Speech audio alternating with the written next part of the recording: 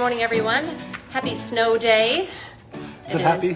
It is. Is it April? Is it still April Fool's Day? No joke. For real, you were right on with this forecast. We'll get details on, because it's just round one. Yep. Round 1 and 2 with Lydia in a moment. First, of course, we want to remind you, we're live on Facebook every weekday morning with your morning forecast and news headlines. Love it when you join us live, but it stays on your feed throughout the day, so you can watch it whenever it works best for you, or check it out as a podcast. Just go to inform.com/podcast and look for the Inform Minute. All right, we got some snow, obviously a little bit yesterday and into overnight, Yep. but this morning it's kind of really started to pick up. Yeah, I'd say about after 3 a.m. we really started to notice it pile up a little bit more, accumulate better as the temperature was back below the freezing point. So we have snow Yes. to deal with this morning. It's still actively snowing. I've had a couple of reports start to trickle in as people have been waking up. 2 inches in West Fargo, about 2.5 to 3 inches in Jamestown and in Breckenridge, and still snowing in a lot of those locations. Heaviest of the snow showers continue to build their way in out of South Dakota today. Gets a little lighter on the North Dakota side, stays pretty heavy on the Minnesota side, where I think a bullseye of 5 to 7 inches is possible just today, last night into today, for places like Parker's Prairie, Wadena, maybe as far north as Park Rapids. So just on the very eastern edge of our viewing area. I still think a general 3 to maybe 5 inches here in Fargo, if you can get one of those heavier snow showers to move through where your snowfall intensity picks up, something around 3 to 5 inches looks likely. Already anywhere between 1 inch to 2 inches being reported around the Fargo-Moorhead Metro. So we're already moving in that direction. So off and on snow showers today, again, lighter in North Dakota, heavier in Minnesota, wind out of the northeast at about 10 to 20 miles an hour, giving us minimal blowing snow, slight reductions in visibility, especially if you're driving through one of those heavier snow showers, but not like full-blown blizzard. I'd call travel today possible. It's not impossible, but it's far from perfect. Yeah. You're going to watch out for snow-covered roads that get snowier throughout the day, visibility issues, and then anything that was wet or slushy yesterday now kind of refreezing this morning. Temperatures hover 30 to 32 degrees all day long, so it's cold enough for snow to accumulate. Just barely, just right there. As we head into the overnight, the snow will taper off as it kind of lifts through northern Minnesota, winds down southish to northish as we go throughout the overnight hours. We get a little break tomorrow morning. If you're trying to do any Easter travel, tomorrow morning looks to maybe be kind of your window where it's okay, where it's not snowing. We'll deal with whatever leftover problems we have from today's snow, so snowy roads, but not actively snowing tomorrow morning. By about lunchtime to 2 p.m., we'll see the snow, round 2, lift its way in as we go throughout your Friday. Looks to be pretty heavy snow. At this point, we have surface temperatures that have dropped. We've added snow to that, meaning it's easier for snow to then accumulate on top of snow. Versus like yesterday when it was falling on warm, bare ground and it was doing a lot of melting. Now things are a little bit different. We've adjusted the atmosphere a little bit. So I expect the heavier of the snow between the two of them to be the Friday, Saturday one, round 2. Heavy snow lingers throughout Friday night into early Saturday before it slowly winds down from the west to the east. Saturday afternoon, Saturday evening into the overnight hours, just depending on where you are. Highway 281, I'd say you wind down through Saturday afternoon, takes a little longer than Valley and onto the Minnesota side.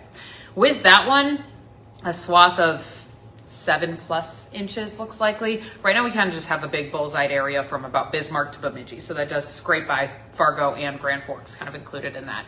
All said and done, wouldn't be surprised if Fargo ended up somewhere in that like 6 to 9 inch range, maybe up to 12 in certain spots, wherever some of those heavier snow showers set up. This is really heavy, wet snow, and it's falling pretty much straight down, which makes it really easy to accumulate and pile up.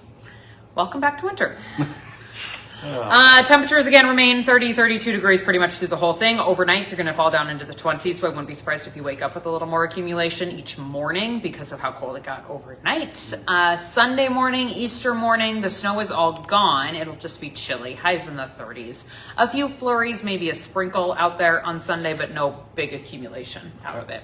Wind again stays there, but not terrible throughout the whole thing. I'd say 10 to 25 miles an hour. So again, a little bit of blowing snow while that snow is falling, but not white out blizzard conditions. Okay. More so just gunky, wet, slushy snow out on your roads. If you took out the winter safety kit in your car and you are traveling for Easter, it's not a bad idea to just throw it back in just in case. Better safe than sorry. Right. Next week with new snow on the ground, we do a lot of 30s and 40s. So no great warm up, but a little bit of progressive melting as we go throughout next week. Okay. Sounds great. That's all. Thanks, guys. All right. Thanks, Lydia. Okay, a follow-up to what Lydia was saying. Really, the roads are a mess this morning. I-29 is snow-covered from the South Dakota state line to Grand Forks. I-94 is the same with more ice in spots from west of Jamestown to Fergus Falls. No travel alerts are in place right now, but of course you never know when you're going to run into a slick Exactly. spot, and visibility is reduced in some areas. We're tracking breaking news overnight out of West Fargo. We're working to find out what led to a search in the Cheyenne River. Our WDAY news team was on the scene. They saw first responders looking over the bridge into the water. Our crew also saw a search dog on the scene. It was along Cheyenne Street, just south of I-94. Dispatch logs show a call came in around 10:30 last night for a person possibly standing on the bridge there. Crews were on scene until around 12:30 this morning. West Fargo police tell us more information could be released later today. As of right now, still a lot of questions of exactly what they were searching for, what was going on. So stick with us for updates on that story. Today, a man accused of murder on the Spirit Lake Reservation is expected to take a plea deal.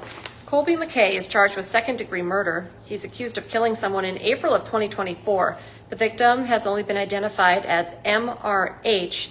Court documents say about a month before the killing, he got into an argument with the woman he was dating, held a knife to her neck and choked her. It's not clear if that woman is the same person he's accused of killing. As part of the plea deal, he would serve between 12 and 15 years in prison. Today, you might notice some SWAT officers doing some training in West Fargo. It's going to be going on from about 4:30 this afternoon until 10 o'clock this evening near the 600 block of East Beaton Drive. That's just a few blocks east of the BioLife Plasma Center in West Fargo. It does all look very real, so just be aware that that's going on today. A massive cleanup is underway in Warren, Minnesota after fire left the city's grain elevator in ruins. The fire sparked at the CHS grain elevator around 4 yesterday morning. By the time crews arrived, the elevator was already engulfed in flames. Of course, we did see that intense video on First News yesterday. We broke it on our newscast. Thankfully, no one was hurt. The state fire marshal is still investigating. Today, the trial resumes for a Moorhead murder suspect. Jerome Thomas III is accused of killing James Hamilton last April in a drive-by shooting. Judge Jade Rosenfeld ruled that Thomas must give up his right to represent himself after he made several threats in court. That includes calling the judge a clown, threatening witnesses and the court as a whole by saying, catch me outside and see what happens. So now attorney Jay Greenwood will be representing Thomas in the case. The new interim police chief for Fargo sat down for a one-on-one interview with WDAY. Travis Stefanowicz took over on Monday following the retirement of David Zabolski. You can read about how he says the transition has been so far and whether or not he plans to seek the permanent position. That story is up right now on Inforum.com.